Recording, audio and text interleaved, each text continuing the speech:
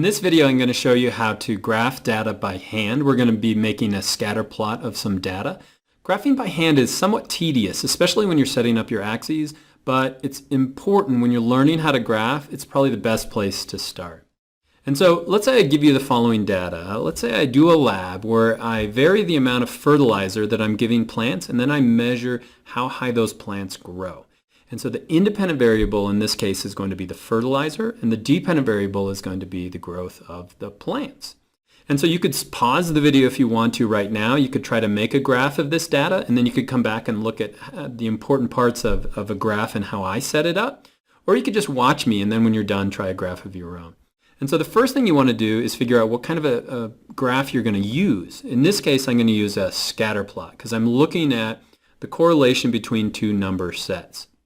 Next thing I want to do is I want to make sure I set up my axes in the right way.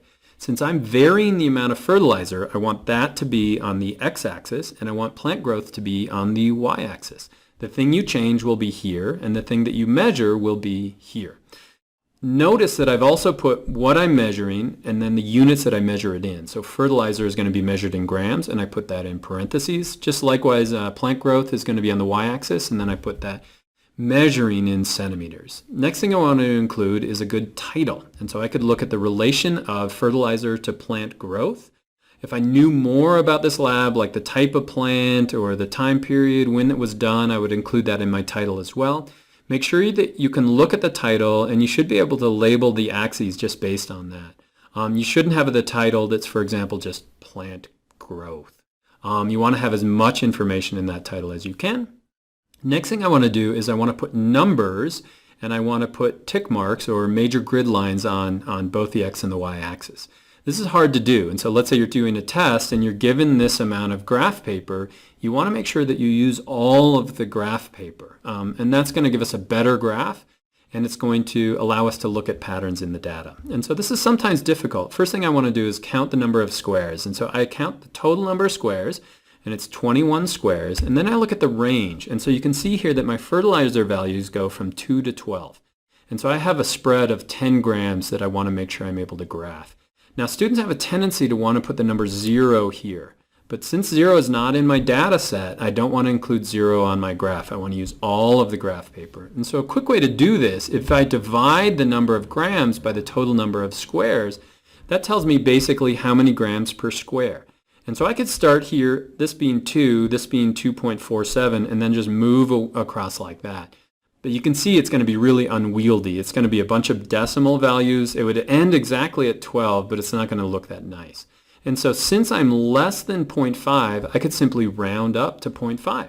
And so I could label it across the bottom as 2, 2.5, 3, 3.5, and 4. And so I've labeled all of the whole numbers across the bottom. I didn't have to put all of those there, but I at least have to have 2 or 3 numbers so that you can figure out what the scale is going to be. Now let's go try and do the y-axis, or plant growth. I count 15 squares here on my graph paper, and I've got a range of 80 centimeters of plant growth. So likewise, I could divide that 80 centimeters by the number of squares, and that's going to give me 5.33 centimeters per square. So if I were to round down to 5, I wouldn't have enough room to put all of my data here on the side. And so what I can do is I can round up, and I can say that maybe every one of these grid lines is going to be 6 centimeters. And now I put label my axes on here. I want to make sure that I can go all the way from 18 up to 98. So each of these is then going to be 6 centimeters, and so I can show all of my data. So every 2 is going to be 12. And so you want to make sure that it's a linear labeling of the x and the y axis. Next thing I want to do is I want to graph my data. Well, what's my first data point?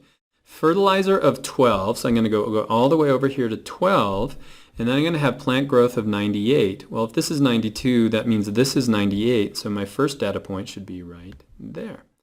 And so now I'm going to put all the other data points from my graph. So I'm going to fill those in with dots. Now you can see that there were some times when I had same amount of fertilizer, but 2 different types of plant growth, and that's fine. One thing I don't want to do right now if I'm doing a scatter plot is I never want to connect these lines, because those are different plants, and so that wouldn't make any sense.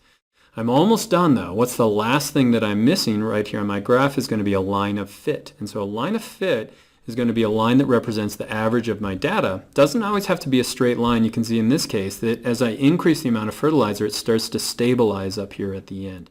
And so that's going to be my line of fit. We don't want to extend it past my last data point. We don't really know what might happen out here. It would only be just a guess. And so that's kind of hand graphing.